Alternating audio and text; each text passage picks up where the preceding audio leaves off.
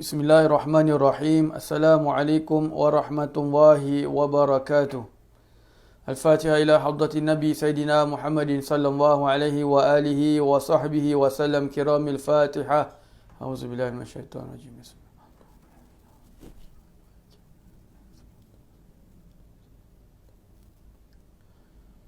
Bismillahirrahmanirrahim. Alhamdulillahillazi hadana li hadza وما كنا لنهتدي لولا أن هدانا الله أشهد أن لا إله إلا الله وحده لا شريك له وأشهد أن سيدنا محمدا عبده ورسوله اللهم صل وسلم على سيدنا محمد مفتاح باب رحمة الله عدد ما في علم الله صلاة وسلاما دائمين بدوام ملك الله وعلى آله وصحبه عدد كل ذرة ألف مرة سبحانك لا علم لنا إلا ما علمتنا إنك أنت العليم الحكيم رب اشرح لي صدري ويسر لي أمري واحلل عقدة من لساني يفقه قولي أستغفر الله العظيم الذي لا إله إلا هو الحي القيوم وأتوب إليه أما بعد. Alhamdulillah, puji dan syukur kita kepada Allah Subhanahu wa taala atas limpahan kurnianya, atas limpahan nikmat taufik dan hidayah daripadanya, dan juga nikmat kesihatan, di mana dengan kesihatan ini dan juga dengan nikmat kelapangan waktu, Allah Subhanahu wa taala dapat mengizinkan kita untuk sama-sama kita mendengarkan sebahagian daripada kisah-kisah sirah baginda Nabi sallallahu alaihi wasallam. Semoga Allah Subhanahu wa taala memanfaatkan ilmu-ilmu yang kita pelajari dan juga kita dapat memanfaatkan kepada orang lain, dan semoga Allah Subhanahu wa taala menerima semua amalan-amalan kita, dan semoga Allah Subhanahu wa taala mematikan kita semua dalam keadaan husnul khatimah. Amin ya rabbal alamin. Alhamdulillah, kita kembali dalam pelajaran sirah nabawiyah, di mana pada minggu yang lalu telah kita masih lagi sedang membahaskan tentang berkenaan pembaharuan Kaabah.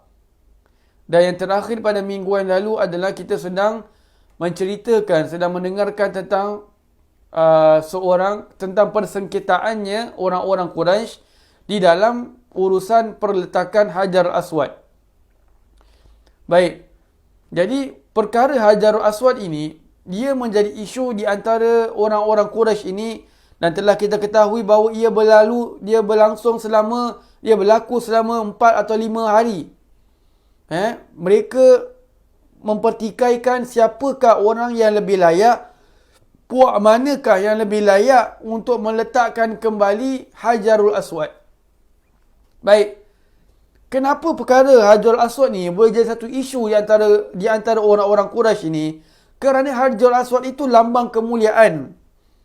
Jadi mana-mana kabilah, mana-mana puak Arab yang apabila mereka itu dapat the honor of letak kembali Hajar Aswad, bermakna kabilah itu merupakan kabilah yang mulia. Jadi bukan itu saja tujuannya.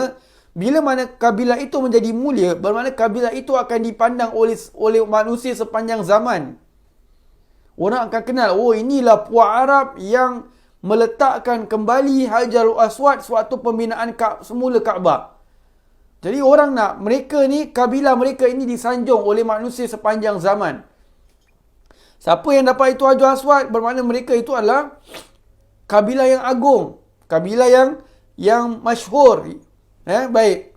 Jadi sebab tu jadi isu lah. Jadi kita dengar pada minggu yang lalu, jadi pertikaian antara sesama puak-puak Quraisy, dan ia berlaku selama 4 atau 5 hari. Subhanallah.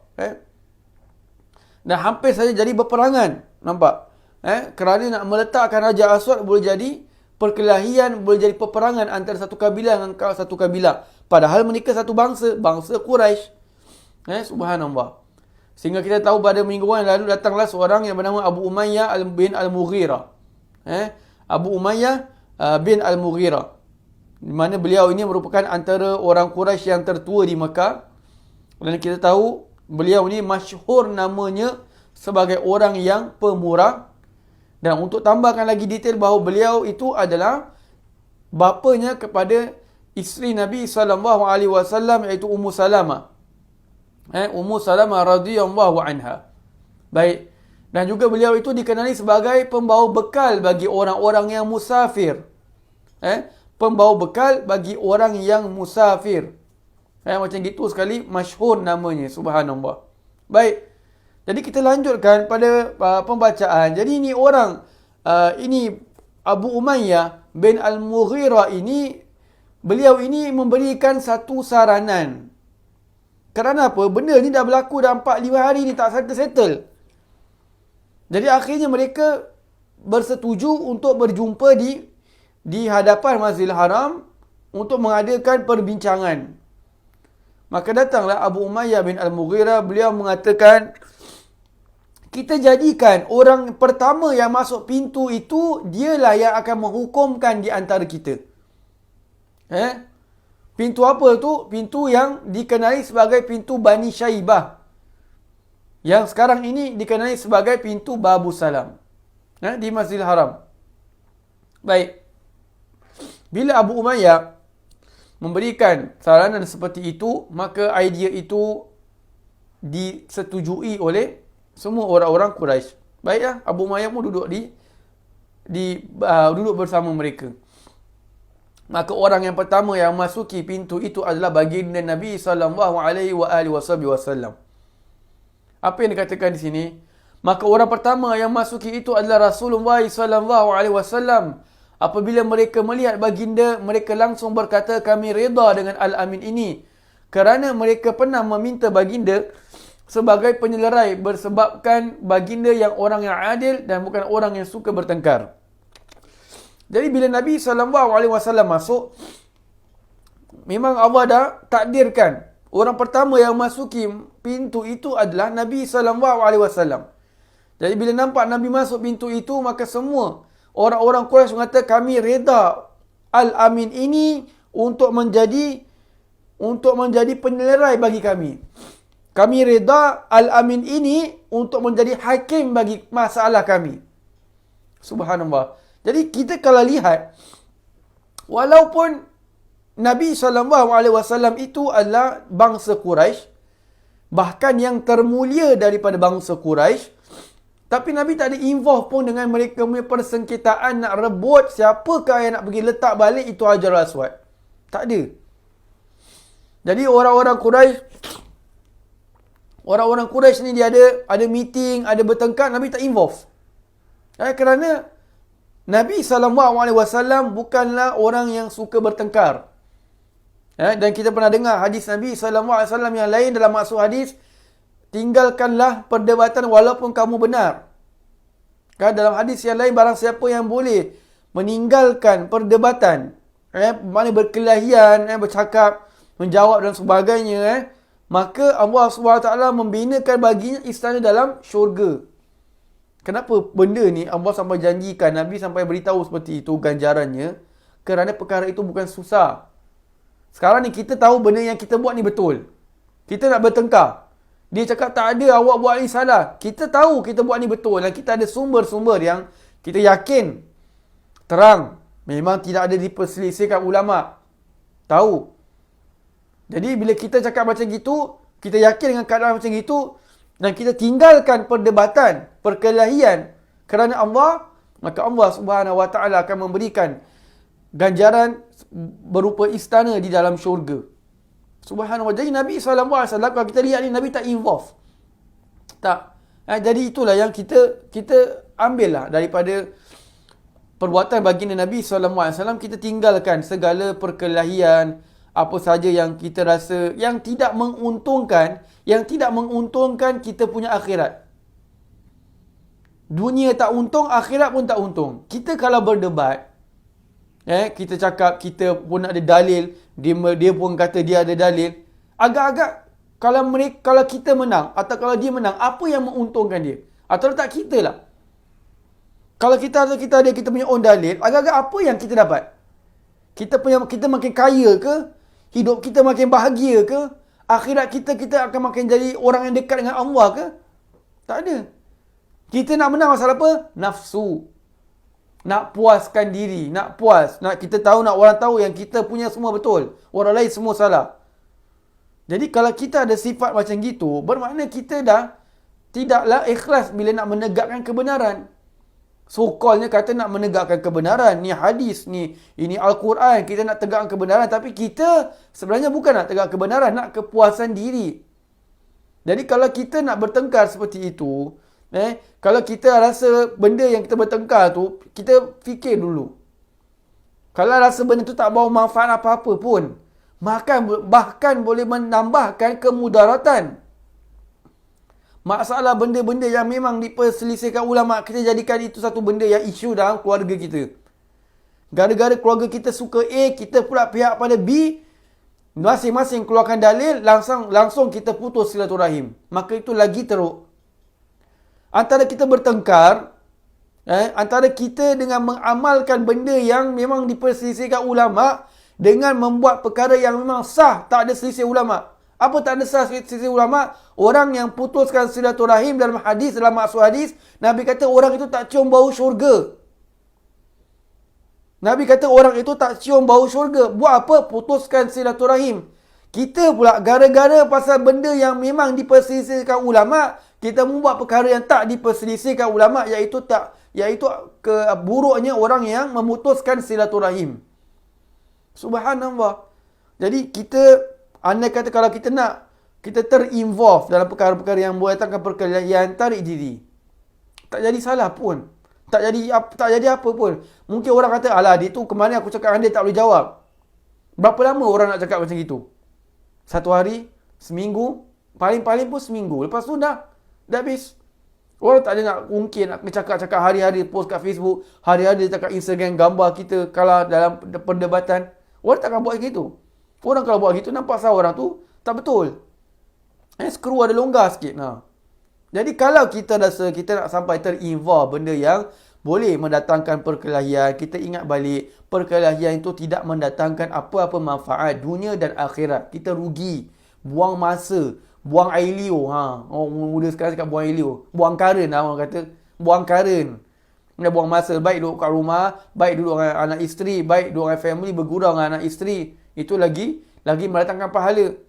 Daripada kita bertengkar, kita memutuskan silaturahim, hubungan kita dengan keluarga kita, dan walaupun sepupu ke, walaupun adik-beradik ke, maka ia akan menjadi lebih keruh. Subhanallah. Orang yang menyambungkan silaturahim, orang itu Allah janjikan murah rezekinya. Selalu nak menghubungkan antara silaturahim. Tapi kalau orang yang nak memutuskan silaturahim kerana perkara-perkara yang titik bengik ni, maka sesungguhnya orang itu tak cium bau syurga. Gara-gara perkara titik bengik ni tak berbuah lah adik-beradik selama setahun. Subhanallah. Tak berbuah lama pula. Subhanallah. Benda yang kita kalau kita rasa kita salah faham antara adik-beradik, benda yang kita rasa ada boleh kesalahfahaman, maka bentangkan perkara tersebut. Cari dalam penyelesaian daripada kita berdiam diri perkara tak settle.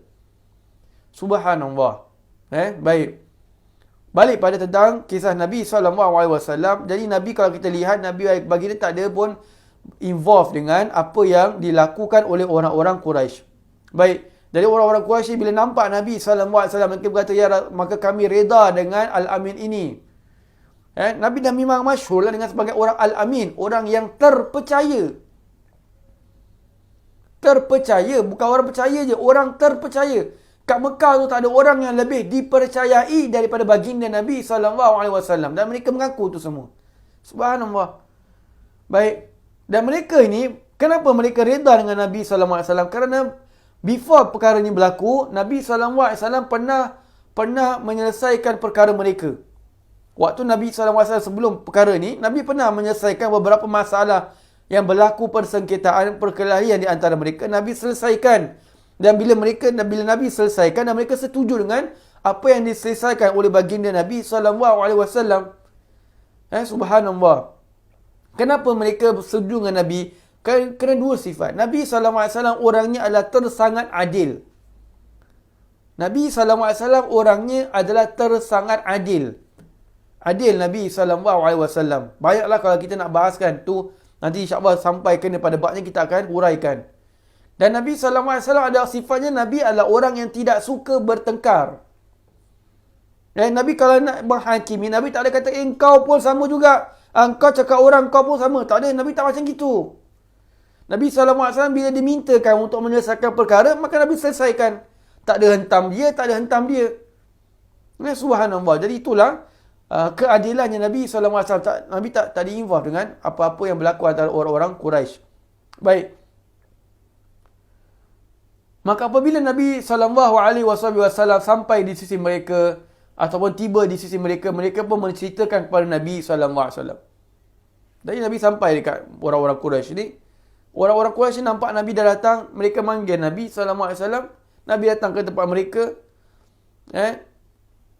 Mereka ceritakan kepada Nabi SAW. Ya Rasulullah, ini kemarin ni, kita dah 4-5 hari ni berlaku persengketaan. Kita dah 4-5 hari ni ada problem besar ni. Problem, siapakah kabilah yang lebih layak untuk meletakkan Hajar Aswad? Jadi sekarang ni kita buntu, tak ada idea nak macam mana nak selesaikan perkara ini. Baik. Maka Nabi SAW berkata, bawakanlah sehelai kain kepada aku. Nabi kata, baik, bawakanlah sehelai kain kepada aku. Maka dibawakan kain di hadapan baginda Nabi SAW. Ada riwayat yang lain mengatakan bahawa baginda sendiri yang membentangkan kainnya di atas bumi. Dan kain itu berwarna putih yang diperbuat daripada Syam. Ada pula riwayat mengatakan Nabi sendiri yang membentangkan kain Nabi SAW. Bentangkan kain Nabi SAW, kain selimpang lah, atau kita panggil ridak. Atau kita panggil ridak ni.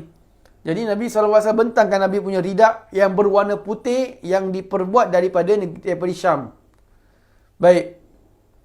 Dan ada pula riwayat mengatakan kain itu adalah milik Al-Walid bin Mughirah.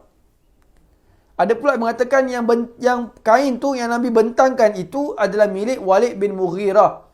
Yang kita tahu pada minggu yang lalu bahawa dia itu adalah bapanya Sayyidina Khalid bin Walid. Dia itu adalah Sayyidina Khalid bin Walid, dan dia yang kita dengar pada minggu lepas, yang dia itulah yang pergi start untuk meruntuhkan Kaabah. Dia yang pergi start dulu. Kan dia kata, kalau ada apa-apa jadi kat aku, maka kamu jangan teruskan. Tapi kalau aku besok pagi aku bangun, aku teruskan, maka kamu semua boleh join. Jadi ada yang mengatakan kain yang dibentangkan itu adalah kain miliknya Walid bin Mughirah. Ada tiga pendapat. Pendapat pertama, Nabi sendiri yang mintakan kain itu. Yang kedua, Nabi sendiri yang bentangkan. Yang ketiga, yang kain yang dibentangkan itu adalah miliknya Walid bin Mughirah. Baik, tak payah nak confuse lah. Saya cuma kongsikan ini just in case kalau ada orang yang memberitahu ia bukan daripada ini. Kita kalau saya dah sebutkan 3 pendapat. Kalau anda kata antum yang dengar, awak-awak yang dengar ni ada dengar lebih daripada 4, ada dengar 5 pendapat, tak apa, sangka baik. Mungkin betul kerana ni perkara sudah lama. Sebab memang benda ni ada tendensi untuk ada perselisihan antara para ulama. Subhanallah. Baik. Maka baginda Nabi SAW langsung mengangkat Hajar Aswad dan meletakkan di atas kain itu sambil berkata. Maka Nabi bila dah dibentangkan, Nabi ambil Hajar Aswad tu, Nabi letak di atas kain putih tu. Nabi letak ke atas kain putih tu, Nabi kata apa? Setiap kepala kabilah memegang ujung kain ini. Lalu mengangkatnya bersama-sama. Nabi kata setiap kepala kabilah atau setiap ketua kabilah mengangkat kain-kain ini, mengangkat ujung kain ini. Yang sana letak kat ujung kain kanan, yang sana ujung kain kiri, yang sebelah bawah kanan, sebelah bawah kiri. Baik. Dia kalau dalam kitab tu dia ada detail lah. Yang pegang sebelah sini siapa punya puak. Yang kemudian wakil sebelah puak sini siapa yang pegang. Wakil sebelah puak sini siapa yang pegang. Dan wakil sebelah puak sini siapa yang pegang. Subhanallah lah. Itu dia ada lagi detail lah. Cuma kita ambil ni tahu setiap ketua kabilah memegang ujung kain yang diperintahkan oleh Nabi SAW. Lalu Nabi kata setiap ketua kabilah memegang ujung kain ini, lalu mengangkatnya bersama-sama. Ramai-ramai angkat. Jadi nampak, ramai-ramai sedang buat the job. Ramai-ramai sedang untuk cuba meletakkan kembali Hajar Aswad. Angkat ramai-ramai. Baik. Dan mereka bila dengar apa yang Nabi cakap tu, mereka ikut. Tak ada hek, tak ada hok. Nabi kata semua buat ramai-ramai, pegang ujung kain, baik. Kita angkat ramai-ramai, baik. Mereka pun angkat. Dengar apa yang dicakapkan, yang diberitahukan oleh Nabi SAW. Baik. Ketika mereka tiba di tempat Hajar Aswad, Rasulullah SAW mengambil Hajar Aswad dari kain tersebut, lalu meletakkan di tempatnya semula. Jadi Nabi kata, kamu semua pegang ujung kain sampai kat tempat Hajar Aswad nanti, tempat yang untuk diletakkan. Maka Nabi sendiri yang angkat batu tersebut dan meletakkan di tempatnya. Bila Nabi dah letakkan, selesai masalah. Pasal apa? Kalau nak cakap tentang kabilah, semua kabilah involve. Wakil daripada kabilah lah, ketua mereka involve dalam untuk mengangkat Hajar Aswad. Kemudian baginda Nabi SAW yang mengangkat batu Hajar Aswad itu dan meletakkan di batu. Selesai kita dalam membicarakan berkenaan dengan pembinaan Kaabah, meruntuhkan Kaabah dan membina semula Kaabah dengan diubah suai. Ada upgrading pada bangunan Kaabah itu sendiri. Baik, apa yang telah kita lalui ini, dalam kitab Fiqhus Sirah, dia ada beberapa pelajaran yang kita boleh ambil daripada peristiwa ni. Ulang kita sedikit bahawa peristiwa ini berlaku ketika Nabi SAW berumur 35 tahun. Mengikut riwayat yang masyhur. Kemudian kenapa nak dibina semula? Kerana dinding Kaabah itu sudah makin teruk. Gara-gara dikena dengan air atau banjir. Yang memang sebelumnya sudah teruk kerana gara-gara seorang perempuan yang yang bakar bukhur. Baik. Kemudian yang kita tahu bahawa mereka bersetuju untuk meruntuhkan Kaabah dan membina semula dengan diubah suai beberapa feature daripada Kaabah tersebut. Yang pertama, dinaikkan pintu Kaabah. Yang kedua, dibinakan atap. Kenapa nak dibinakan atap? Supaya orang tidak boleh lagi mencuri harta-harta yang berada di dalam Kaabah. Yang ketiga, bangunan Kaabah ditinggikan lebih daripada sebelumnya. Baik. Kemudian mereka timbul isu tentang siapakah yang nak mulakan untuk meruntuhkan Kaabah. Kerana mereka dah bersetuju nak runtuhkan Kaabah dan buat balik. Masalahnya siapa yang nak pergi runtuhkan dulu. Kerana mereka sangat-sangat menghormati Kaabah dan mereka tahu Kaabah ni adalah milik Allah dan rumah Allah. Jadi takut mereka akan dikenakan azab seperti mana yang ditimpakan ke atas tentera Abraha. Baik. Kemudian setelah maka yang bersuara terlebih dahulu adalah Al-Walid bin Mughirah. Baik. Al-Walid bin Mughirah start dulu, kemudian dia bina balik. Kemudian dia meruntuhkan sebahagian daripada Kaabah. Keesokan harinya, kelihatan dia tidak kena apa-apa dan dia sambung semula kerja yang dia stop semalam. Maka orang-orang Quraisy pun datang dan juga turut meruntuhkan Kaabah sama-sama dan mereka membina semula Kaabah. Dinding Kaabah tu mereka bina semula. Baik, kemudian datang isu tentang masalah dan setiap-tiap kabilah itu ada dia punya tugas masing-masing lah. Daripada dinding sudut sini, sudut rukun Yamani, sudut rukun Iraki dan sebagainya. Sampailah timbul masalah tentang perletakan kembali Hajarul Aswad. Kemudian datanglah Abu Umayyah bin Al-Mughirah memberikan haranan untuk agar mana baginda Nabi SAW untuk menjadikan orang pertama yang masuk masjid itu dialah yang akan menjadi penentu ataupun hakim bagi masalah kita. Kalau kita bertengkar ni dapat 5 hari, maka Nabi SAW memberikan idea dan itulah yang telah kita dengarkan tadi. Inilah apa yang dapat kita ringkaskan sirah ataupun peristiwa berkenaan pembinaan semula Kaabah dan perletakan Hajarul Aswad.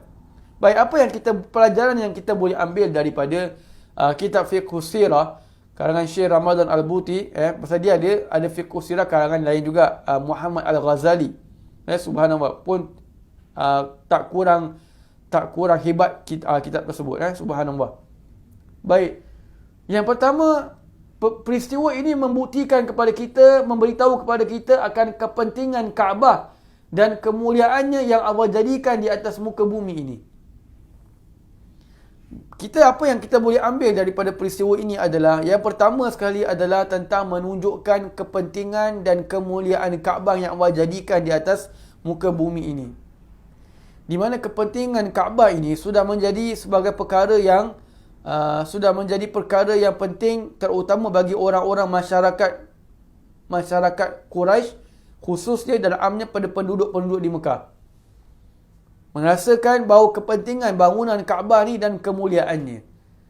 Cukuplah dalilnya itu, bahawa yang membinanya ialah Nabi Ibrahim alaihissalam melalui perintah Allah, sehingga menjadi rumah ibadat pertama dan juga sebagai tempat berkumpul dan aman bagi manusia.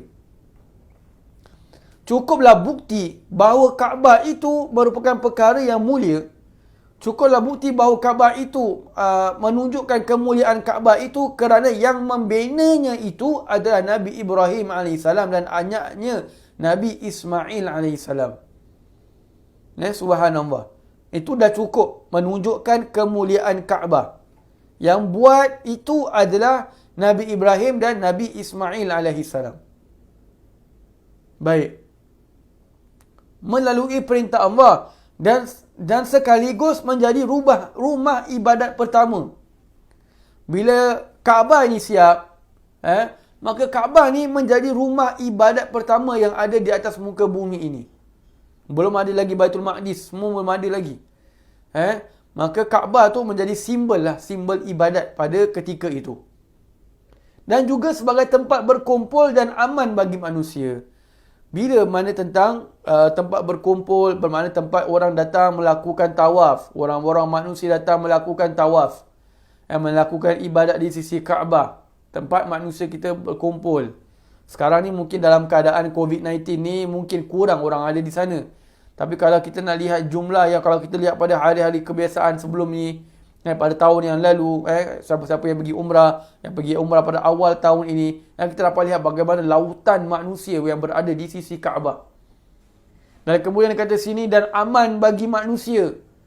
Tempat di sekeliling Kaabah itu adalah aman bagi manusia, bermakna apa? Aman daripada pertumpahan darah. Memang manusia itu ada sifat kejahatannya di dalam. Jadi bila mana mereka berada di Masjidil Haram, terutama orang-orang jahiliah ni, mereka sangat menjaga kehormatan Kaabah dan sangat menjaga tanah haram. Subhanallah. Jadi even kita dalam hukum Islam, kalau kita membunuh orang dengan tidak sengaja, tak ada sengaja, tidak ada niat dan sebagainya, terbunuh tak sengaja, lempar batu kat burung terkena dekat Pak Haji kat depan tu, Pak Haji pun gol, tak sengaja tu bunuh. Baik, tapi kalau dalam hukum Islam, kalau bunuh tak sengaja seperti itu, ia dikenakan hukuman yang ringan. Kita panggil diyah lah.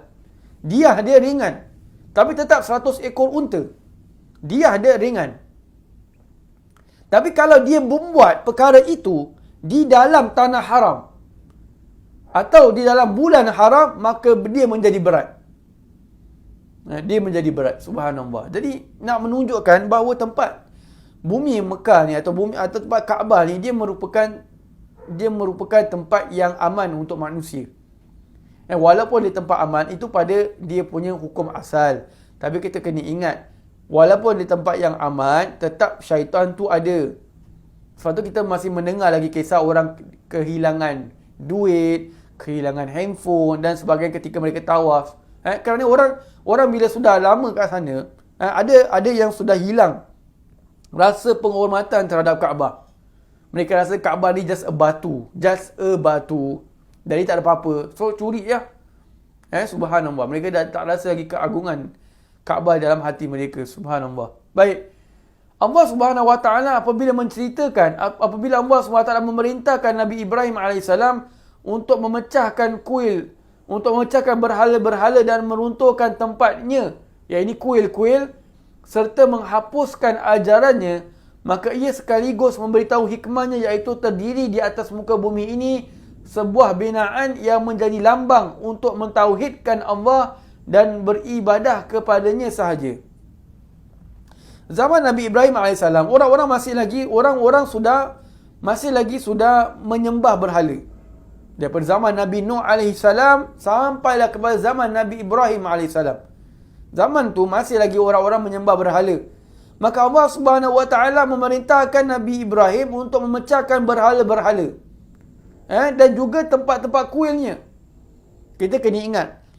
Kalau kita masih ingat lagi singkap kembali kisah Nabi Ibrahim alaihi salam, yang di mana beliau itu baginda memecahkan patung-patung yang berada dalam kuil-kuilnya Namrud.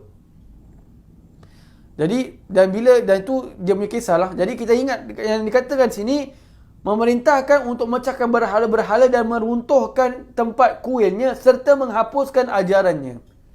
Allah perintahkan Nabi Ibrahim seperti itu. Baik, kita bila dengar ni, kita bukan dengar ni benda ni kita nak kena buat. Maksud saya apa? Jangan kita dengar Allah suruh Nabi Ibrahim memerintahkan Nabi Ibrahim pecahkan berhala-berhala, runtuhkan kuil-kuil. Maknanya kita nak kena pecahkan segala church, kuil-kuil, segala temple-temple kat dalam Singapura ni. Tak. Jangan salah faham. Nabi Ibrahim tu syariatnya berbeza dengan syariatnya baginda Nabi SAW. Syariat Nabi SAW, Nabi kata dalam perintah perang tu, Nabi kata jangan kamu tebas pokok-pokoknya, jangan kamu rosakkan tempat ibadatnya, jangan kamu bunuh orang-orang tua, orang-orang perempuan dan kanak-kanak. Subhanallah, macam gitu sekali Islam mengajar kita. Jadi kita jangan salah faham. Memang kitab tulis macam gitu. Kita kena ingat, zaman Nabi Ibrahim dengan zaman Nabi SAW berbeza. Culture-nya berbeza. Masyarakatnya berbeza. Jadi syariatnya juga berbeza. Yang tak berbezanya satu, mentauhidkan Allah. Itu saja. Yang tak berbezanya satu, iaitu mentauhidkan Allah. Akidah, syariat. Ini kita dah pernah lalu, kalau masih ingatlah yang ikut pengajian sirah ni daripada awal sekali. Awal sekali sebelum kedatangan, sebelum kelahiran baginda Nabi SAW. Tiap-tiap Nabi itu bawa syariat, bawa akidah dengan syariat. Yang tak berubah itu adalah akidah, yang berubah itu adalah syariat, kerana mengikut keadaan manusia seperti itu. Manusia keadaan yang ada keadaan itu, maka syariat diturunkan mengikut keadaan manusia manusia ketika itu. Baik. Jadi Allah SWT memerintahkan Nabi Ibrahim untuk memecahkan berhala, meruntuhkan kuil-kuil dan menghapuskan ajaran-ajaran mereka ni. Ajaran-ajaran untuk menyembah berhala, mensyirikkan Allah. Maka ia sekaligus memberitahu kepada kita hikmahnya agar terdiri di atas muka bumi ini sebuah binaan yang menjadi lambang untuk mentauhidkan Allah dan beribadah kepadanya sahaja. Jadi bila dah hapuskan ini, tinggallah binaan Kaabah. Tinggallah bangunan Kaabah yang sekaligus ia menunjukkan sebuah binaan yang menjadi lambang untuk mentauhidkan Allah, untuk mengesakan Allah Subhanahu Wa Taala dan beribadah kepadanya sahaja. Jadi bila tinggal satu, bermakna kita hanya ada Tuhan yang satu, Tuhan yang Maha Esa, Allah Jalla Jalaluh. Dan hanya kepada Allah saja kita beribadat. Hanya kepada Allah saja kita menyembah. Allah kata dalam Al-Quran, fasalli li rabbika, maka dirikanlah solat untuk Tuhanmu. Bermakna buat solat untuk Allah, bukan buat solat untuk orang lain. Sembah Allah sebenar-benarnya, bukan sembah Allah sembahyang menghadap Allah tapi hati kita belayang ke fikiran yang lain. Bukan kita sembahyang menunjukkan amalan kita kepada orang lain. Subhanallah, fasalli li rabbika, dirikanlah solat untuk Tuhanmu. Baik. Jadi itu dia punya first point. Kaabah ni dia menjadi lambang untuk mentauhidkan Allah dan sekaligus hanya untuk beribadah kepadanya sahaja, iaitu menghambakan diri kepada Allah sahaja. Subhanallah. Baik. Sejalan dengan ini, maka ia menjadi iktibar bagi alam semesta akan makna agama dan ibadat yang sebenar dan kebatilan penyembahan berhala sepanjang zaman. Maka sejalan dengan ini, ia sekaligus menunjukkan bahawa ia merupakan pengajaran bagi semua alam semesta. Ia menunjukkan pengajaran bagi semua bagi alam semesta ini akan makna sebenar agama dan ibadat. Apa tu agama? Adalah agama Islam. Agama yang diakui oleh Allah Subhanahu Wa Taala. Dan ibadat, makna ibadat tu bermakna kita hanya menyembah kepada Allah Subhanahu Wa Taala, tidak kepada yang lain. Tidak meminta pertolongan kepada yang lain seperti meminta pertolongan jin. Kalau jin tu datang kat kita, wahai Cik Ma, maaf kalau ada Cik Ma. Jin tu datang kepada Cik Ma kita, Cik Ma, saya nak datang ni, saya nak khidmat kat Cik Ma. Saya nampak ni Cik Ma ni betul-betul orang yang rajin ibadat. Orang yang bertakwa, orang yang selalu dekat dengan Allah Subhanahu Wa Taala. Jadi saya nak ambil berkat dengan Cik Ma ni, saya nak khidmat dengan Cik Ma. Cik Ma nak suruh saya masak nasi ke, nak suruh saya masak asam pedas ke, silakan, saya boleh masakkan. Itu jin datang pada kita nak khidmat, maka itu dibolehkan. Bila kita panggil jin datang kat kita, itu yang jadi nama syirik. Kita minta pertolongan selain daripada Allah Subhanahu Wa Taala. Tapi kalau jin tu datang kat kita, datang nak jadi kita punya helper lah kat rumah. Oh Cik Ma, saya selalu perhatikan Cik Ma. Cik Ma ni orang baik lah. Jadi kita nampak tu, mula-mula takut, lama-lama jadi best friend. Suruh buat tu, suruh buat ni. Sedap pula jin ni masak. Contohlah. Itu jin datang khidmat. Tapi kalau kita minta pertolongan jin, tu dalam syirik. Jadi bila Allah SWT memerintahkan Nabi Ibrahim AS untuk membina Kaabah, ia menunjukkan erti sebenar agama dan menunjukkan erti sebenar ibadat kepada Allah SWT, sekaligus menunjukkan kebatilan penyembahan berhala dan agama yang lain. Subhanallah. Ini dia punya sebab kenapa Allah SWT memerintahkan kepada Nabi Ibrahim AS untuk membina bangunan Kaabah. Untuk bahasa kita, simbol lah. Simbol Kaabah ini adalah simbol mentauhidkan Allah Subhanahu Wa Taala. Simbol menunjukkan bahawa ibadat kepada Allah Subhanahu Wa Taala itu adalah satu-satunya cara kita menunjukkan kehambaan kita kepada Allah. Bukan dengan agama-agama lain. Bukan dengan pahaman-pahaman lain, menyembah berhala. Menyangka bahawa berhala ni boleh buat tu, berhala ni boleh kasih manfaat, berhala ni boleh kasih penyakit demam, berhala ni boleh kasih penyakit campak dan sebagainya. Tak. Jadi, bila kata tentang pembinaan Kaabah, Kaabah itu menjadi simbol, lambang kepada kita semua bahawa tentang erti sebenar agama dan juga erti sebenar ibadat kepada Allah Subhanahu Wa Taala. Subhanallah. Baik, wallahu a'lam bishawab. Insya-Allah kita akan sambung lagi, masih lagi dalam hikmah atau pelajaran yang kita boleh ambil daripada pembinaan semula Kaabah, dan kita masih lagi berada pada yang nombor 1. Masih lagi berada pada yang pertama. Wallahu a'lam bishawab. Tutup surah wal asr dan tasbih kafaratul majlis. Wa sallallahu ala sayyidina Muhammadin wa ala alihi wa sahbihi wasallam. Walhamdulillahi rabbil alamin. Assalamualaikum warahmatullahi wabarakatuh.